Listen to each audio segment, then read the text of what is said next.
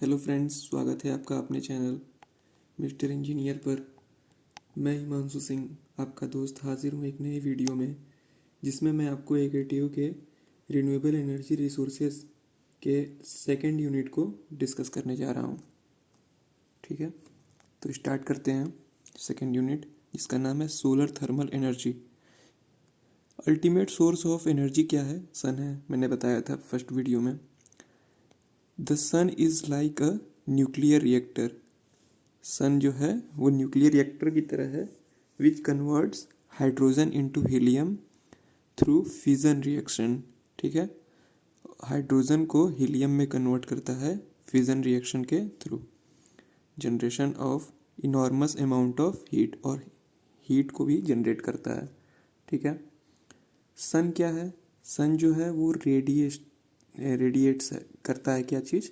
Solar energy को, in the form of electromagnetic wave के through.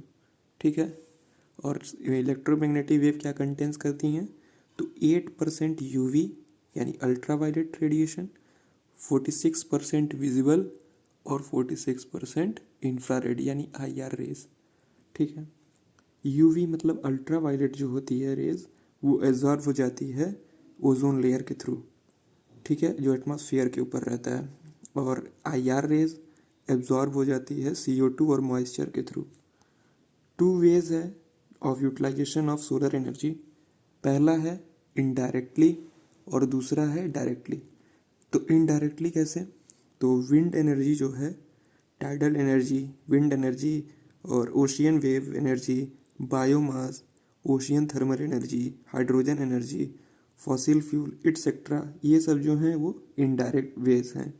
ठीक है, डायरेक्ट वेज कौन कौन से हैं?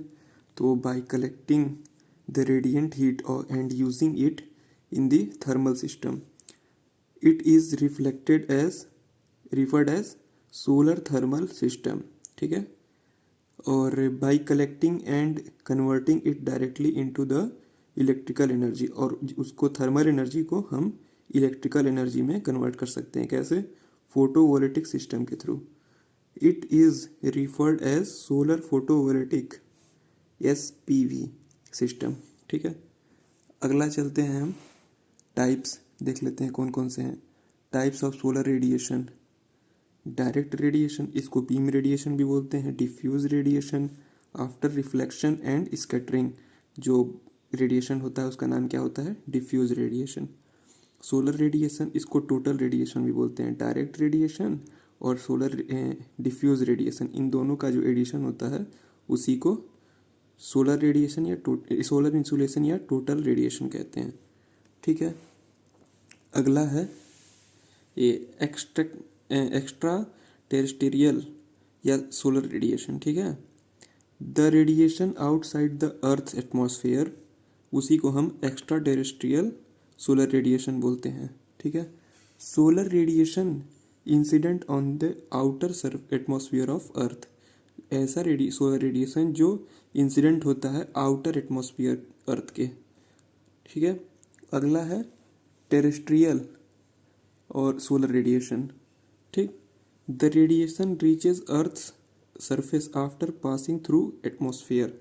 Most of the earth energy received by Earth lies within the range of 0.29 mu to 2.5 mu। ठीक है, अगला है solar radiation intensity, solar flux जिसको कहते हैं। Using Stefan Boltzmann law, EB is equal to sigma AT के power 4। If A मतलब area जो है वो 1 है, ठीक है, 1 यूनिट, तो total emissive power with emissivity को सिग्मा S से लिखते हैं, इज इक्वल टू होता है 1, यानी कि EB is equal to sigma T के पावर 4। इसको एप्साइलम के नाम से भी जानते हैं। ठीक है, 1 इंटू 5.67 10⁻⁻8, ठीक है, इंटू 5762 के पावर 4। ठीक, इसको अगर मल्टीप्लाई करते हैं तो क्या आ जाता है? EB इज इक्वल टू, यानी emissive power of total emissive power क्या हो जाता है 6.25 इंटू 10⁷ वाट पर मीटर स्क्वायर। ठीक, अगर टी की वैल्यू इतनी है और सिग्मा की वैल्यू इतनी है तब total radiant power emitted from the sun कितना हो जाएगा, पी बराबर क्या हो जाएगा, E B into pi R के स्क्वायर। पाई आर स्क्वायर क्या है, एरिया है, यानी कि इमिसिव पावर में अगर हम ई बी एरिया से गुणा कर देंगे उसके सरफेस एरिया से तो हमें ये मिल जाएगा पावर। अब इसमें इसकी अगर हमको रेडियस पता करना हो तो रेडियस ऐसे निकल सकता है। ठीक, अब फिर इसमें रेडियस कर रहे हैं, इसकी वैल्यू कितनी होगी तो वो ऐसे हम निकाल सकते हैं, रेडियस अगर हमें पता हो तो। ठीक, और p की वैल्यू अब यहाँ से इस इतनी की वैल्यू निकल गई है, ये वैल्यू है, तो अब ये इसकी वैल्यू हमें पता ही है, ई की वैल्यू कितनी है, इसको यहाँ पुट कर देंगे और ये वाली वैल्यू यहाँ पुट कर देंगे तो p की वैल्यू आ जाएगी 3.8 × 10⁻26 वाट। ये है total radiant power emitted from sun. ठीक, अगला देखते हैं सोलर रेडिएंट फ्लक्स। ये क्या होता है, सन इमिट्स रेडिएशन आइसोट्रॉपिकली, सन जो है वो रेडिएशन आइसोट्रॉपिकली इमिट करता है। इनवर्स लॉ क्या कहता है, is use to calculate the decrease in radiation intensity due to increase in distance from sun. Inverse law use होता है कैलकुलेट करने के लिए कि कितना डिक्रीज इन रेडिएशन इंटेंसिटी में कितनी डिक्रीज हुई, किससे, due to increase in distance from sun, sun के डिस्टेंस में इंक्रीज होने की वजह से इंटेंसिटी में कितना डिक्रीज हुआ। ठीक, इनवर्स लॉ स्क्वायर लॉ क्या है, I is equal to 4πr² upon 4πr² into E B. ठीक, I इज इक्वल टू क्या होता है, irradiance at the surface of outer sphere. ठीक, रेडिएंट फ्लक्स क्या होता है इसको देखते हैं। Radiant flux E is equal to होता है capital R² upon small r² is equal into E B. इसमें सारी वैल्यूज को हम पुट कर देंगे और हमें ये E की वैल्यू अप्रॉक्सीमेट 1346 वाट पर मीटर स्क्वायर, इसको सोलर कांस्टेंट भी बोलते हैं। जब पूछा जाए कि सोलर कांस्टेंट की कोई ऐसी वैल्यू जो वेल नोन हो या फिर मतलब ऑलवेज यूज़ की जाती हो तो आप हमेशा 1346 वाट पर मीटर स्क्वायर को याद रखेंगे। अगला है सोलर रेडिएशन एंगुलर डाइवर्जेंस। ठीक है, इसको देख लेते हैं। तो angular divergence delta Q is equal to होता है 2r अपॉन स्मॉल r। ठीक, इसमें r और स्मॉल r की वैल्यू को पुट कर देंगे और वैल्यू आ जाएगी 32 इंच। ठीक, the earth revolves around the sun in elliptical orbit. हमें पता है कि जो अर्थ है वो सन को रोटेट करती है किस इलिप्टिकल उसमें। ठीक है, thus the distance between sun and earth varies a little through the year। so उनके बीच की जो दूरी होती है वह बदलती रहती है। ठीक, इंटेंसिटी ऑफ सोलर रेडिएशन, इसको ISC के नाम से भी जानते हैं। तो ISC इज इक्वल टू होता है, ये intensity for a particular day की निकालना हो तो जो भी इंटेंसिटी है उसमें 1 + 0.033 cos 360 n क्या है, number of days in year upon 365 से मल्टीप्लाई कर देंगे। ठीक, solar radiation geometry specification, pole of the earth, इसमें कौन कौन से हैं देख लेते हैं। पोल ऑफ द अर्थ क्या होता है, the end of the earth's axis of rotation. जो इंड होते हैं अर्थ के एक्सिस ऑफ रोटेशन पे, दो एक्सिस पे अर्थ रोटेट करती है, तो जो एक नॉर्थ पोल होगा एक साउथ पोल होगा, तो देखिए दोनों का नाम दिया गया। फिर अर्थ इक्वेटर क्या होता है, अर्थ का इक्वेटर, तो imaginary circle normal to the earth axis dividing the distance between the earth pole along its surface into 2 equal parts. 2 equal part में इक्वेटर जो है वो अर्थ को बांट देता है। The equator divides the earth into 2 hemispheres called northern and southern hemisphere. ठीक है, उसके बाद से अब चलते हैं मेरिडियन क्या होता है। तो तो मेरिडियन जो है वो रेफरेंस लोकेशन है। रेफरेंस पॉइंट क्या है?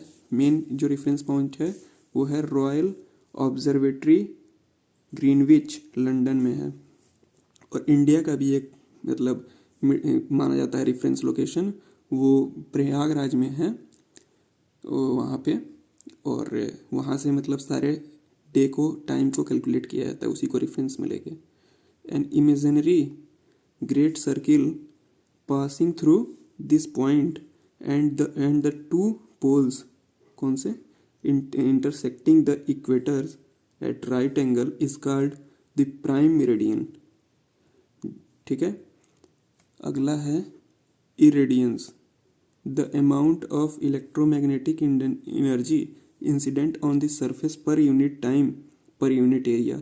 जो भी इलेक्ट्रोमैग्नेटिक एनर्जी जो इंसिडेंट होती है अर्थ पे, उसका सरफेस पर यूनिट एरिया पर यूनिट टाइम, इसी को हम लोग इरेडियंस कहते हैं। ठीक है। अगला है solar constant ISC, the rate at which solar radiation strikes earth's upper atmosphere is called solar constant.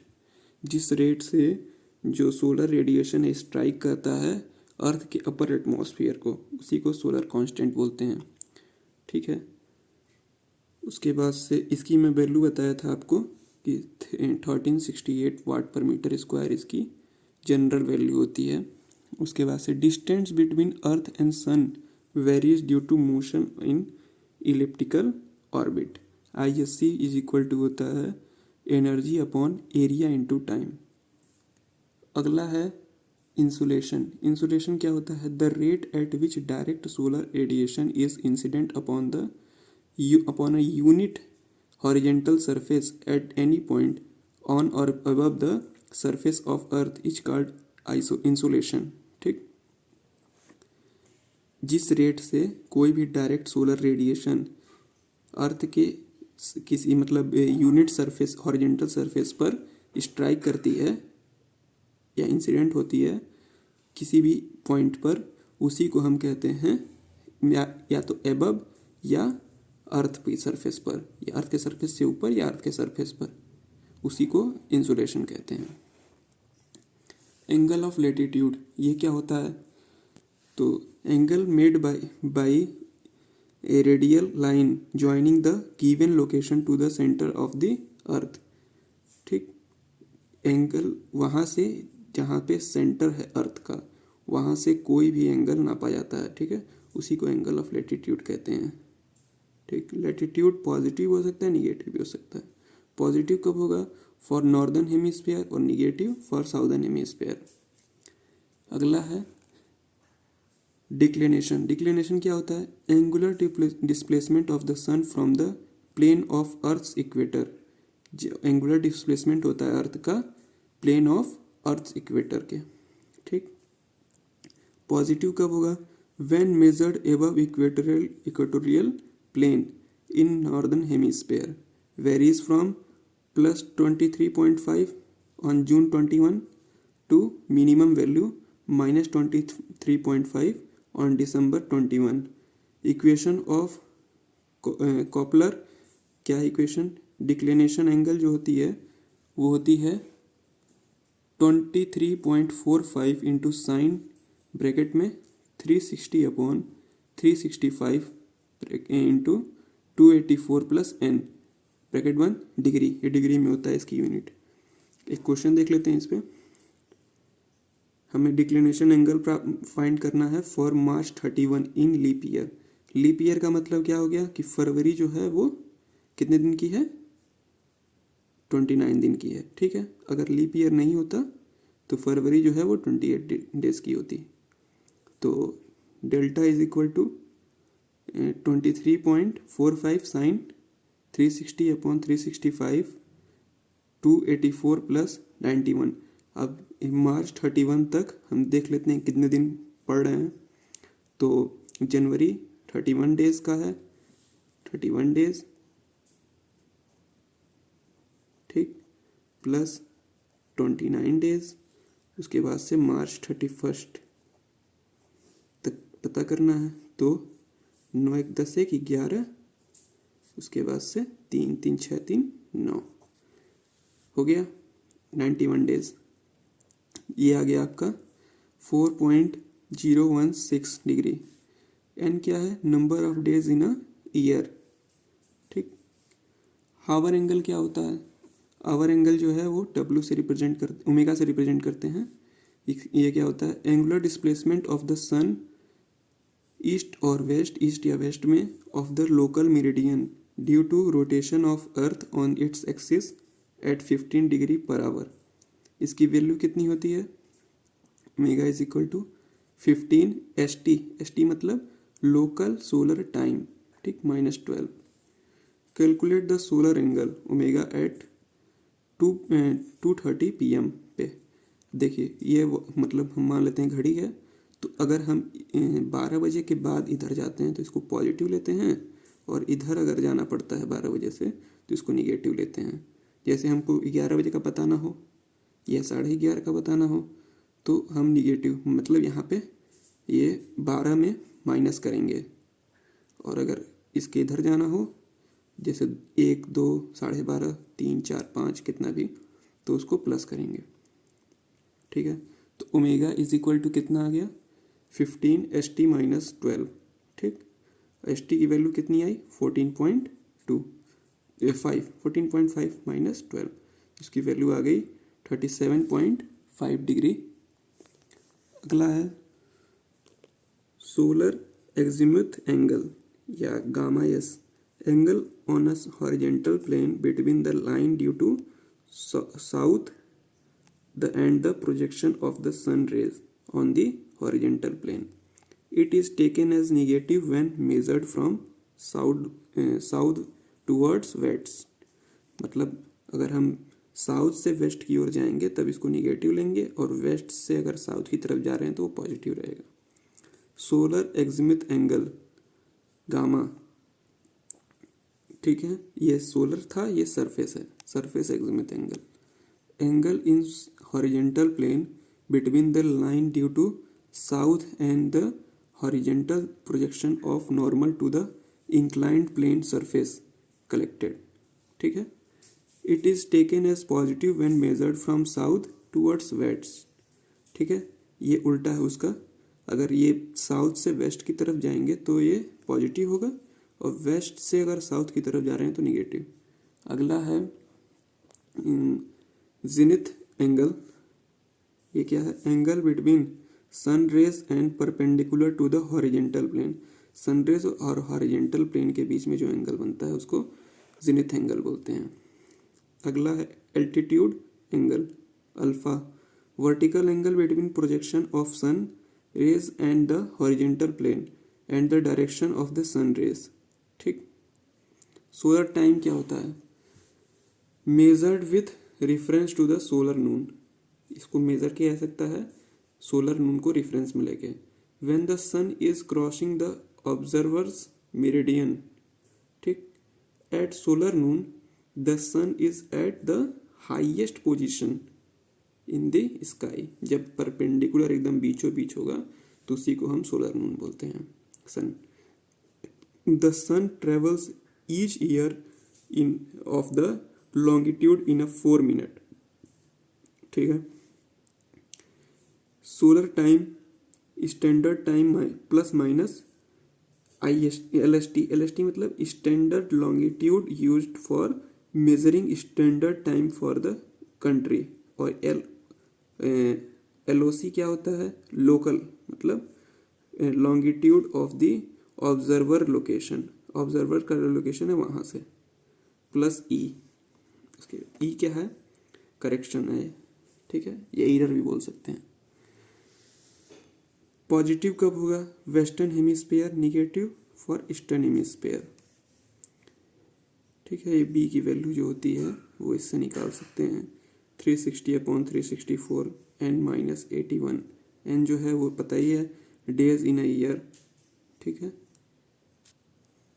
अगला है solar energy can be directly utilized by, कैसे? सोलर थर्मल और किससे? Solar photovoltaic. सोलर थर्मल से प्रोवाइड थर्मल, ठीक है, energy for the various processes. ठीक, solar collector क्या होते हैं? तो ऐसा device use to collect, store and transfer solar thermal energy. एक ऐसा डिवाइस जो यूज होता है to collect, to store and to transfer solar thermal energy. ठीक है।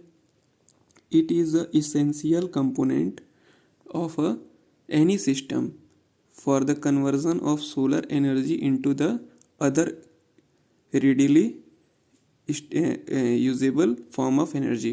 ठीक, किसी और फॉर्म में कन्वर्ट किया जाता है एनर्जी को। ठीक है, सोलर एनर्जी को, उसी को कहते हैं कलेक्टर के थ्रू। तो अगला है दे आर हीट एक्सचेंजर्स। ये एक प्रकार के हीट एक्सचेंजर्स हैं that transfer the heat the energy of the incident radiation into the sensible heat in the working fluid.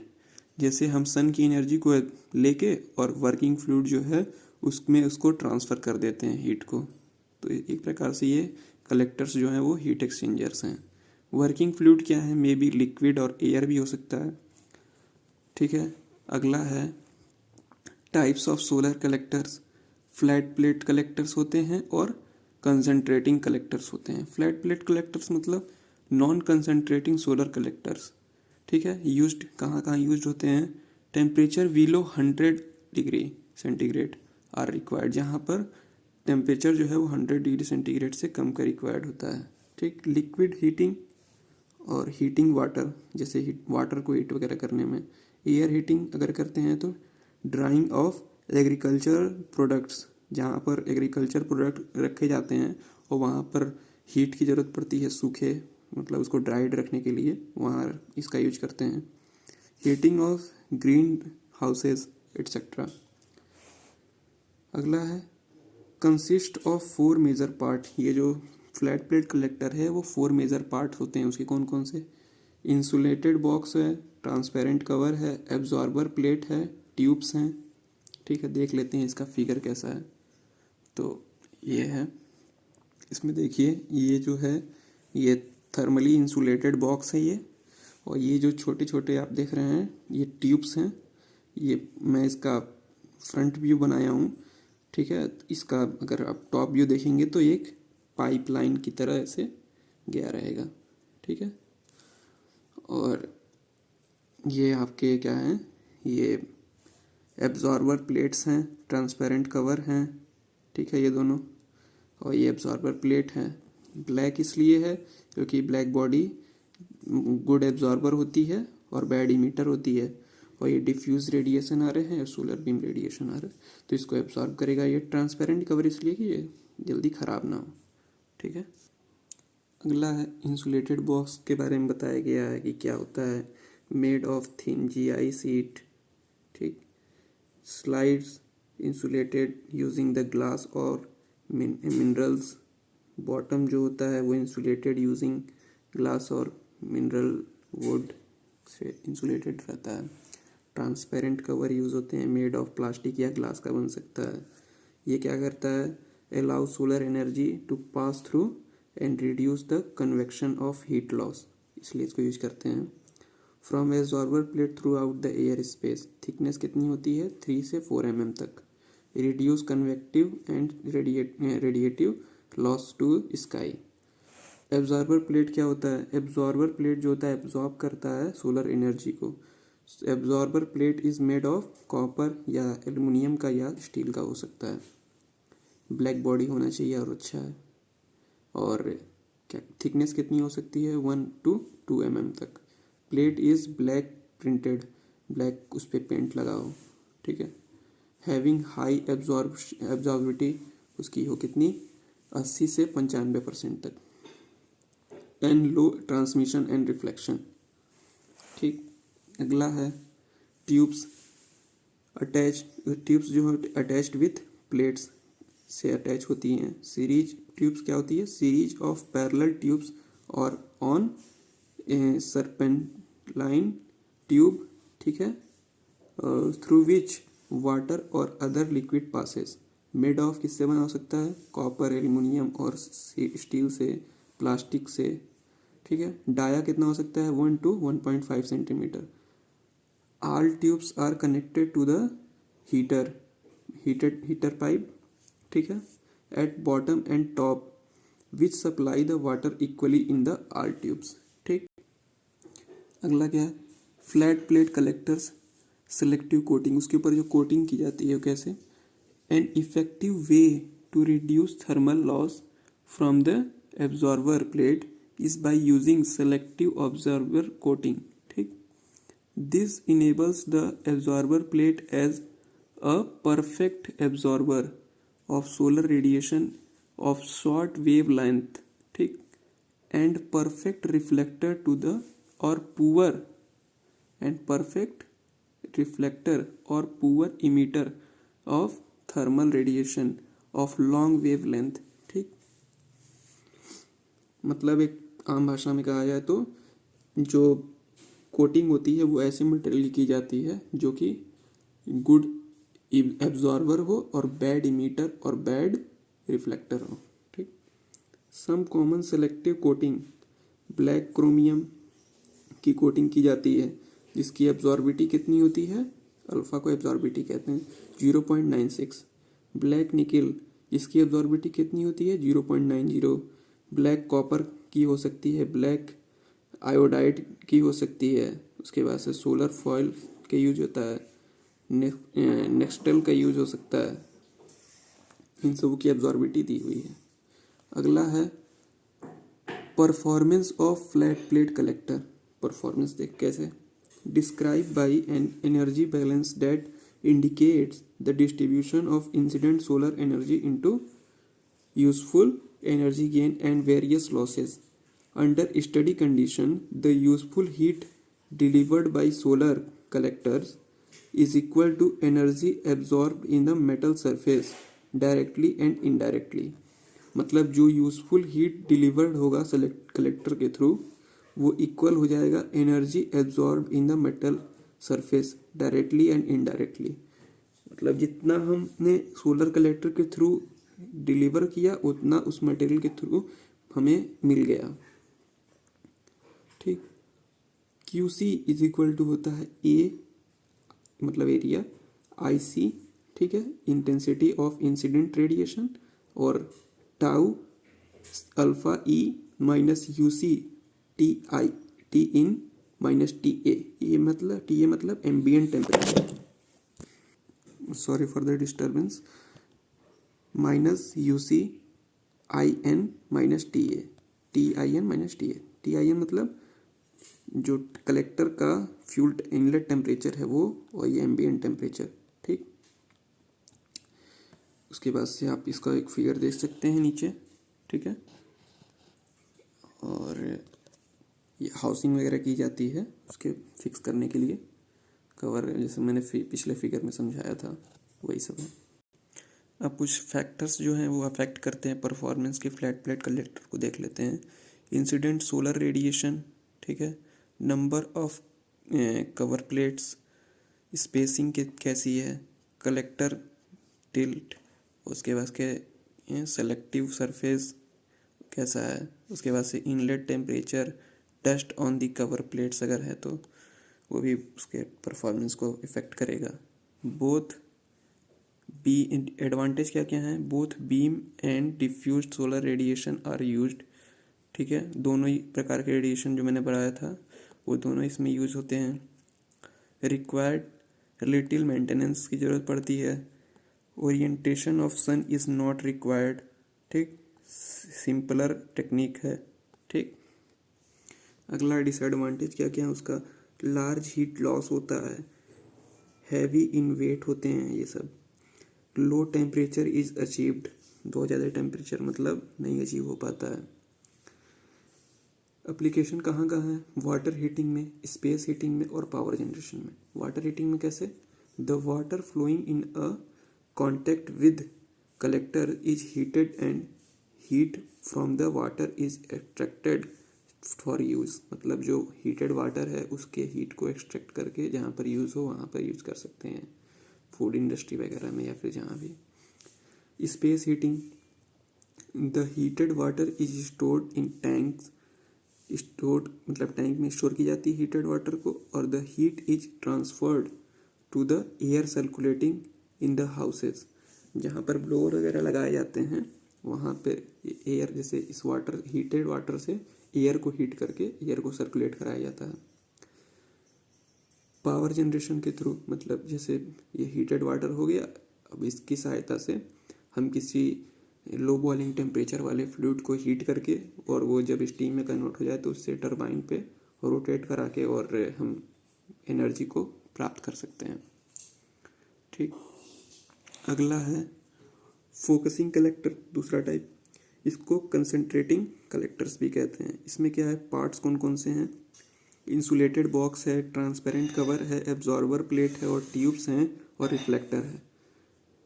Concentrating में क्या आ जाता है कि ये जो भी इस पे, ये जो प्लेट है कंसंट्रेटिंग प्लेट, इस पे जो भी रेडिएशन पड़ेगा सन का, वो क्या करेगी, वो उसको क्या करेगी, यहाँ पे बीच में एक जो मेन वो क्या है होता है, वहीं पे इसको रिफ्लेक्ट करा देगी सेंटर पे। जैसे मान लीजिए यहाँ पर कोई भी ऐसे रेडिएशन पड़ा, उसको यहाँ पर रिफ्लेक्ट, ठीक, यहाँ पर रिफ्लेक्ट हो गया। कहीं से भी रेडिएशन आए और ये ट्रैकर होता है, ये ट्रैक कर लेता है सन किस डायरेक्शन में है, उस डायरेक्शन में ये प्लेट जो है मुड़ जाती है। ठीक, ये उसकी तुलना में, फ्लैट प्लेट वाले की तुलना में इसकी एफिशिएंसी ज़्यादा होती है। Heat absorption pipe at the focal point, ये फोकस पॉइंट है इसका, वहीं पे हीट एब्जॉर्ब होता है। ये पैराबोलिक रिफ्लेक्टर है, पैराबोल क्या का इसका शेप है। ठीक, यूज्ड फॉर, किस लिए यूज होता है, मिनिमम 100 डिग्री सेंटीग्रेड से 300 डिग्री सेंटीग्रेड तक की सप्लाई के लिए। High temperature above 300 degree centigrade के लिए भी यूज हो सकता है। Application, steam production for generation of electricity, electricity generation में यूज कर सकते हैं स्टीम प्रोड्यूस करके। High temperature is achieved by at the absorber because of reflecting arrangement provide for concentrating the radiation at required location using minor and mirror and lenses. The reflector may be made of flat plate mirror as in a shape of parabolic through or paraboloidal dish. ठीक है, अगला है solar thermal power plant.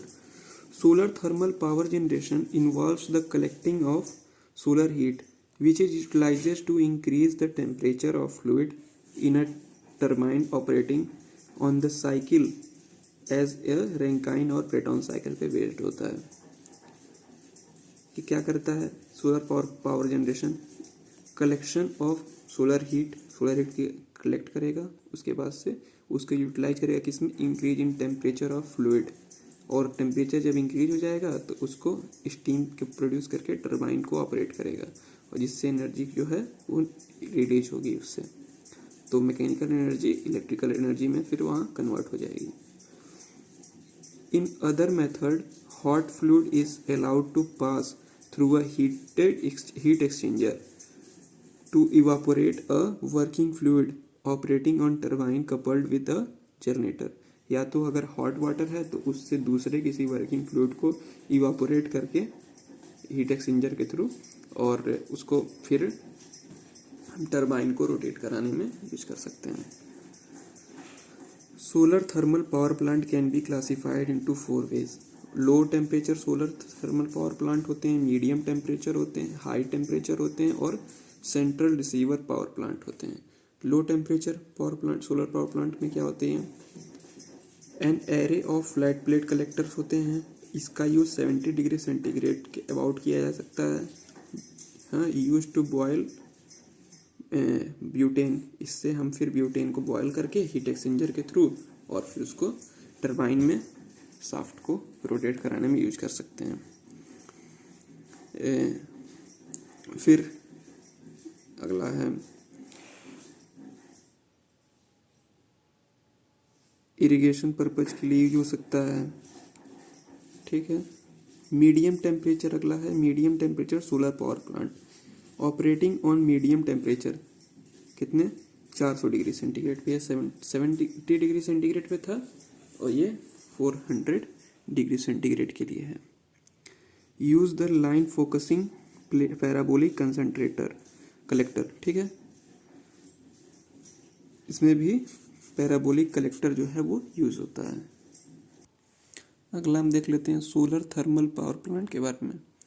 ये भी there are two types of, इस तरह भी classify किया जा सकता है सोलर थर्मल पावर प्लांट को, solar distributed collector power plants और solar central receiver power plants. ठीक है, इसमें आप देख सकते हैं कि सोलर कलेक्टर के थ्रू पहले हम सनलाइट जो रेडिएंट एनर्जी है उसको कलेक्ट करते हैं, उसके बाद से इससे हम स्टोरेज टैंक में इसको डालते हैं फ्लूइड्स को जो इससे हीट करके निकला है, और फिर इस हीटेड वाटर को बॉयलर में भेजते हैं, और बॉयलर में या तो हम इसी स्टीम मतलब जो आ रही है वाटर इसका यूटिलाइजेशन करें स्टीम प्रोड्यूस करने में, या फिर कोई और जो मतलब सेकेंडरी फ्यूल है या क्या कहते हैं जो वर्किंग फ्लूइड है उसको हम इस फ्लूइड से जो वाटर है इससे हम इसको हीट एक्सचेंज करके इसको इवेपोरेट कर लें और फिर इसको हम इस साइकिल में रोटेट कराएं। ठीक है, तो इसमें क्या होगा कि वर्किंग फ्लूइड जो है वो इससे इसके हीट को लेके और स्टीम में कन्वर्ट हो गया, उससे टरबाइन रोटेट किया, फिर कपलिंग लगा हुआ है और हमको 3 फेज सप्लाई मिल गया। और इसमें जो हमारा ये हीट प्रकार से बॉयलर जो है वो हीट एक्सचेंजर की तरह वर्क कर रहा है, और यहाँ से जो वाटर है वो फिर अपना चला गया फिर स्टोरेज टैंक में। ठीक, और यहाँ से फिर फ्लूइड जो है वो फिर जाता है ऐसे, ये अपना साइकिल चलता रहता है, और ये जो है स्टीम पावर प्लांट का अपना साइकिल ये चलता रहता है। ठीक, अगला चलते हैं। अगला है कलेक्टर्स आर यूज्ड, इसमें यूज़ होते हैं। फिर है very large area is required होती है इसमें। ठीक, parabolic collectors are heating a fluid, usually water ही यूज होता है। फिर this heat energy is finally transferred to the feed water which is convert into the steam. This steam is utilised to run the turbine. Turbine is coupled with an electric generator which generates the electric power. Steam is condensed in the condenser and converted into the water. This water returns to the boiler for reused, or the heat is cooling. The heat of cooling water is of the condenser may be utilized for some other, जहाँ पर उसकी ज़रूरत होती है और भी अगर इसको यूज कर सकते हैं, यूटिलाइज कर सकते हैं उसके हीट को। फिर है solar central receiver power plant. ठीक है, इसमें क्या है, ये भी एक प्रकार से सेंट्रल रिसीवर ही होता है। जैसे यहाँ पर सोलर रेडिएशन का बीम पड़ा, ऐसे इसका शेप दिया गया है। ठीक, अब यहाँ पे पड़ा तो ये रिफ्लेक्ट कर दिया रिफ्लेक्टर के थ्रू, यहाँ पे बीच में जो फोकल पॉइंट है यहाँ पर रिफ्लेक्ट होके सारे हर तरफ से चला जाता है, और यहाँ पर जो हमारा वाटर है वो बॉयल हो जाता है, और उसके बाद से हम इसको इसके यहाँ पे स्टीम थर्मल पावर प्लांट में सेंड कर देते हैं, वहाँ पर एनर्जी जो है वो प्रोड्यूस हो जाती है। ये सेंट्रल रिसीवर है तरीके से। ठीक, ओके। और फिर ये है there are 2 designs of solar furnace. कौन कौन से, सोलर फर्नेस टावर कंसेप्ट का और सोलर फर्नेस कैविटी टाइप का। The complete system consist of number of sub system which are heliostat और रिसीवर, उसके बाद से स्टीम टर्बाइंस, कूलिंग टावर्स और स्टोरेज सिस्टम्स। ठीक है, सोलर कूलिंग क्या होता है, सोलर एब्जॉर्प्शन रेफ्रिजरेशन सिस्टम और स्पेस कूलिंग भी कहते हैं इसको। इसमें क्या है कि सोलर रेडिएशन जो है वो यहाँ पे सोलर कलेक्टर के थ्रू एब्जॉर्ब होती है, इसको फिर हम सेंड करते हैं जनरेटर में। ठीक, और यहाँ पे क्या होता है, जनरेटर से फिर ये मतलब हीटेड होके वो आगे जाती है कंडेंसर के थ्रू, यहाँ पर हम उसका ये यूटिलाइजेशन कर लेते हैं एनर्जी जनरेशन में। ठीक है, और कंडेंसर में उसको फिर कूल करते हैं, हीट रिजेक्शन होता है उसका, और ये फिर high pressure liquid refrigeration expansion valve है ये। अब यहाँ से जो जाएगा इसका टेम्परेचर और प्रेशर दोनों कम हो गया रहेगा एक्सपेंशन वाल्व के थ्रू अगर जाता है तो। अब एक्सपेंशन वाल्व से आगे गया इवापोरेटर में, यहाँ पे हीट जो है वो एक्सट्रैक्ट करता है। ठीक है, तो मतलब यहाँ इसको इवापोरेटर को हम कह सकते हैं एक प्रकार से कूलिंग रूम, जहाँ पर हम हाई लो टेम्परेचर फ्लूइड की सप्लाई कर रहे हैं, एयर की सप्लाई कर रहे हैं और हीट जो है वहाँ से एक्सट्रैक्ट कर रहे हैं। ठीक है, फिर अब यहाँ से लो प्रेशर वेपर जो है वो आगे बढ़ता है, एब्जॉर्बर में जाता है और एब्जॉर्बर से फिर जो है वो पंप के थ्रू आगे बढ़ के रिसिप्रोकेटर में जाता है। ठीक है, और फिर ये जनरेटर में चला जाता है, फिर ये यहाँ से निकल के पंप के थ्रू फिर कलेक्टर में जाता है। ये मतलब ये साइकिल पूरी चलती रहती है इस तरीके से। ठीक, अगला है सोलर पॉन्ड। ये क्या होता है? Solar pond is a shallow body of water. एक सैलो बॉडी होती है about 1 metre depth, 1 metre depth में, कंटेनिंग डिजॉल्व सॉल्ट्स, जो इसमें कि डिजॉल्व सॉल्ट्स जो हैं वो घुले होते हैं, to generate a stable density gradient. एक टेम्परेचर ग्रेडियंट जो है वो जनरेट हो सकता है जिससे। Fresh water on top and the desire salts, denser salts जो हैं वो वाटर एट बॉटम, बॉटम में जो है वो डेंसर साल्ट होते हैं, मतलब डेंस होते हैं, डेंस के फॉर्म मतलब ज़्यादा गाढ़े होते हैं, और जो ऊपर जो है वो फ्रेश वाटर रहता है, मतलब नीचे बैठ गया रहता है जो साल्ट होता है।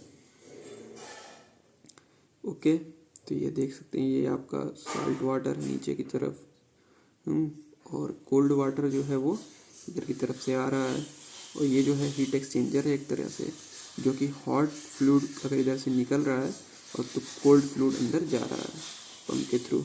और यहाँ पे क्या है, सोलर कलेक्टर ऊपर से, मतलब सन की जो रेडिएशन आ रही है वो इसमें एब्जॉर्ब होगी और यहाँ पे टेम्परेचर राइज होगा। ठीक है, और हॉट वाटर जो है वो निकल एक्सट्रैक्ट हो जाएगा यहाँ से, और कोल्ड वाटर जो है वो फिल होगा। फिर ब्लैक सरफेस रहता है ये, जो कि एक गुड एब्जॉर्बर है। एप्लीकेशन क्या है सोलर पॉइंट्स का? पावर जनरेशन में, स्पेस हीटिंग एंड कूलिंग में, क्रॉप ड्राइंग में, डिसोल्यूशन में, उसके बाद से पोरोसिन हीट में, उसके बाद से लिमिटेशन क्या क्या है इसके, सनी क्लाइमेट है होना चाहिए, मतलब हमेशा सन तो वो नहीं रहेगा। उसके बाद से need for large land area, ज़्यादा एरिया की ज़रूरत पड़ती है। अवेलेबिलिटी ऑफ साल्ट्स वहाँ होनी चाहिए, अवेलेबिलिटी ऑफ वाटर होनी चाहिए वहाँ जहाँ बनाना है। Solar energy storage, energy storage system. ठीक है, classification of energy storage method, thermal है, थर्मोकेमिकल है, इलेक्ट्रिकल है, इलेक्ट्रोमैग्नेटिक है, मैकेनिकल है। उसके बाद से थर्मल में sensible storage, latent heat storage, battery है, इलेक्ट्रो स्टैटिक है। उसके बाद से सेंसिबल स्टोरेज में solid, liquid, solar ponds, absorbents ये आ जाते हैं। मैकेनिकल में पम्प्ड हाइड्रो, कंप्रेस्ड एयर, ये सब आते हैं। ठीक है, अगला है थर्मल एनर्जी स्टोरेज। ये क्या है? Thermal energy can be stored in a well insulated fluid और सॉलिड में स्टोर की जा सकती है, फ्लूइड या सॉलिड में जो कि इंसुलेटेड हो। Thermal energy can be stored either as a sensible heat और लेटेंट हीट। सेंसिबल हीट और लेटेंट हीट में क्या डिफरेंस होता है ये मैं बता रहा हूँ। सेंसिबल हीट जो होता है, अगर मान लीजिए कोई फ्लूइड है, वो मान लीजिए सॉलिड में है, ठीक, तो अगर वो टेम्परेचर को गेन करके अगर लिक्विड में चेंज हो जाता है, और अगर ऐसा हो कि वो लिक्विड में ही रहे, सॉलिड में ही रहे, और टेम्परेचर जो है वो उसका इंक्रीज हो जाए, दो पॉसिबिलिटीज़ हो सकती हैं। तो सेंसिबल हीटिंग में क्या है, इसमें जो है फेज चेंज नहीं होता है। इसमें क्या होगा, जैसे मान लीजिए कोई लिक्विड है, उसको बहुत हीट कर रहे हैं, तो स्टीम में नहीं कन्वर्ट होगा, उसका टेम्परेचर ही बहुत ज़्यादा राइज कर जाएगा, ठीक, जितने भी उसको नहीं होना चाहिए। तो in this type of storage there is no change in phase, phase में कोई चेंज नहीं होता है। The energy stored in is given by QS is equal to MCP T1 minus T2। QS क्या है? टोटल थर्मल एनर्जी है। उसके बाद से M क्या है? Mass of storage medium, CP specific heat at constant pressure बोल सकते हैं। Heat stored per unit volume is given by Qs by Qv is equal Vs is equal to mCp T1 minus T2 upon Vs। अब m by v mass upon volume क्या हो सकता है, rho density हो जाएगा, ठीक। Cp T1 minus T2, Vs क्या है, volume of the given storage container, ठीक। डेंसिटी है ये rho S of the storage medium. Water is generally preferred for storing thermal energy at low temperature. Heat transfer oils are used for intermediate temperature ranging from 100 degree centigrade to 300 degree centigrade. Solid materials like rock, metals, concrete, sand, brick, etc. can also be used for a thermal storage. Latent heat storage ये क्या होती है? In this system, heat is stored in the material when it meets and extract from the material when it's freeze, ठीक है। ये क्या है कि latent heat मतलब कि ऐसा अगर कोई मटेरियल क्या करे कि हीट को एब्जॉर्ब कर ले और टेम्परेचर राइज ना होने दे, अपना फेज ही चेंज कर ले वो, ठीक। तो इसको लेटेंट हीट कहते हैं। पैराफिन, वैक्स वगैरह ये फेज चेंजिंग मटेरियल्स हैं, ठीक। The most suitable phase change material is paraffin, wax. Other are calcium chloride, hexahydrate, ice, sodium hydroxide etcetera. Solid से लिक्विड मेल्टिंग होती है और लिक्विड से सॉलिड अगर हो रहा है तो सॉलिडिफिकेशन कहते हैं उसको, ठीक है। The storage capacity of the latent heat storage is given by Q is equal to M C H T M minus T mean plus H M C plus C E T max minus T mean, ठीक। इसके बाद से हम चलते हैं, limitation देख लेते हैं सोलर थर्मल एनर्जी के क्या क्या लिमिटेशन है। तो लो एनर्जी डेंसिटी होती है 0.1 से 1 किलोवाट पर metre square. Large area is required होता है to collect solar thermal energy. Direction of range ray changes continuously with the time, मतलब कि सोलर रेडिएशन की जो डायरेक्शन है वो हमेशा चेंज होती रहती है। हाई कॉस्ट होता है। Energy not available during night and clouds, जब बादल हो या फिर रात हो तब सोलर रेडिएशन एनर्जी नहीं अवेलेबल हो पाती है। और heavy plants are not economical भी नहीं है, ठीक है। Thank you so much for watching this video. If you like, then please subscribe and share with your friends. Thank you so much.